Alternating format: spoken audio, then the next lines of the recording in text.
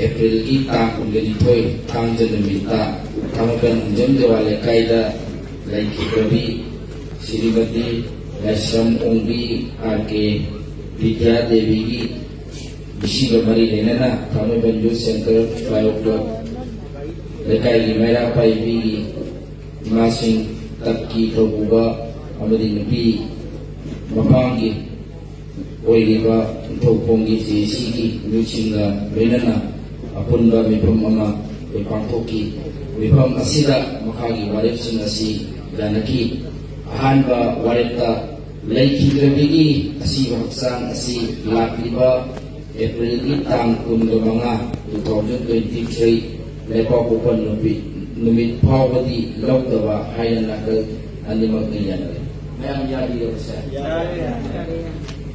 aduga anisubo warepta nitokpongi JC misi asiga mari lenana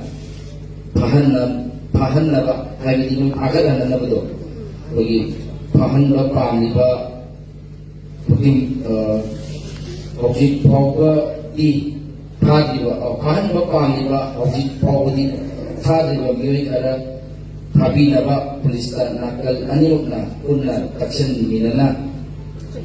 takshan minaba hayna sulenare ayasini yamara